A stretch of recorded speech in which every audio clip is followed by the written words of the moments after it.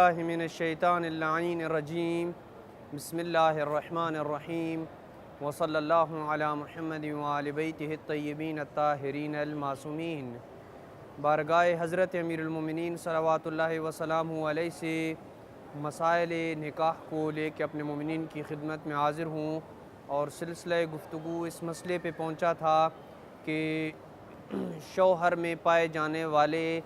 کن عیوب کے سبب بیوی نکاح کو فسخ کر سکتی ہے۔ بعض اوقات شوہر میں کچھ عیوب پائے جاتے ہیں جن کی وجہ سے بیوی جو ہے اگر نکاح کو فسخ کرنا چاہے تو اسے اختیار ہوتا ہے کہ وہ نکاح کو فسخ کر سکے۔ جواب یہ ہے کہ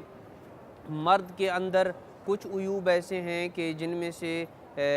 کوئی ایک عیب بھی مرد کے اندر پایا جائے تو بیوی کو نکاح فسخ کرنے کا اختیار ہے۔ ان عیوب میں سے دو قسم کے عیب ہیں۔ ایک عیب جسے عربی زبان میں جب کہا جاتا ہے، جس کا مطلب یہ ہوتا ہے کہ مرد کا عضو خاص کٹا ہوا ہو اور اتنی مقدار میں بھی باقی نہ ہو کہ جس سے وہ مباشرت کر سکے، تو اس صورت میں خاتون کو عقد فسخ کرنے کا حق ہے۔ دوسرا یہ ہے کہ عیناً یعنی ایسا مرض مرد کو لاحق ہو جس میں عضو کو انتشار نہ ہوتا ہو، یعنی جس کے سبب انسان دخول سے قاصر ہو اور وہ دخول نہ کر سکے، تو اس صورت میں جو ہے وہ خاتون کو نکاح فسخ کرنے کا اختیار ہے۔ جہاں تک پہلے عیب کا تعلق ہے تو پہلے عیب کی صورت میں فرق نہیں پڑتا ہے کہ وہ پہلے سے عیب مرد کے اندر پایا جاتا ہو یا عقد اور مباشرت کے بعد وہ عیب مرد کے اندر پایا جائے،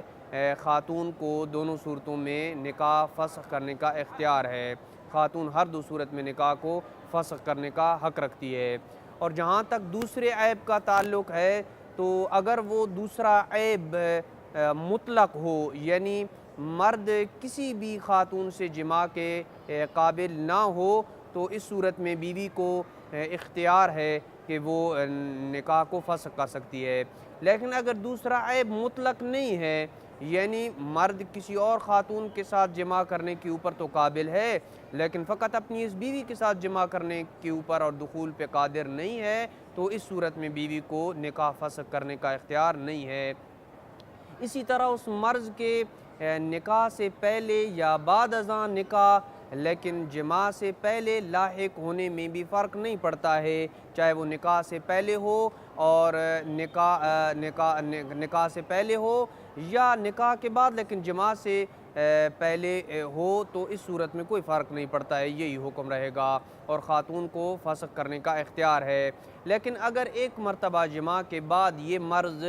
لاحق ہو جائے تو اس کے سبب فسخ کا اختیار ثابت ہونے میں اشکال ہے۔ فرض کریں کہ مرد نے ایک دفعہ خاتون کے ساتھ جماع کیا اور اس کے بعد یہ مرد کو لاحق ہو گیا اور وہ اپنی بیوی کو دخول کرنے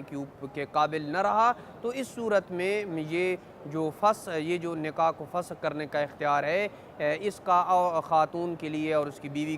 کے لیے ثابت ہونے میں اشکال ہے۔ اور اگر خاتون فسخ کرنا چاہے تو احتیاط کا تقاضا یہی ہے کہ باقاعدہ طلاق کے ذریعے نکاح کو فسخ کرے۔ سوال یہ پیدا ہوتا ہے کہ اگر میاں بیوی طلاق کے بغیر علیحدہ ہو جاتے ہیں اور کافی مدت تک ایک دوسرے سے جدا رہتے ہیں، خاتون اپنے والدین کے گھر رہتی ہے اور مرد کسی اور جگہ رہتا ہے اور کئی سال تک جو ہے یہ آپس میں ان کی جدائی رہتی ہے، تو کیا اتنے لمبے طولانی عرصے میں ان دونوں کی جدائی جو ہے یہ اس بات کا سبب بنے گی کہ بیوی شوہر کے اوپر حرام ہو جائے یا نہیں؟ جتنی بھی جدائی کا پیریڈ یا عرصہ ہے وہ لمبا ہوتا چلا جائے، بیوی شوہر کے اوپر حرام نہیں ہوگی اور وہ اس کی بیوی رہے گی۔ جواب یہ ہے کہ طلاق کے بغیر جتنا عرصہ بھی وہ ایک دوسرے سے جدا رہیں،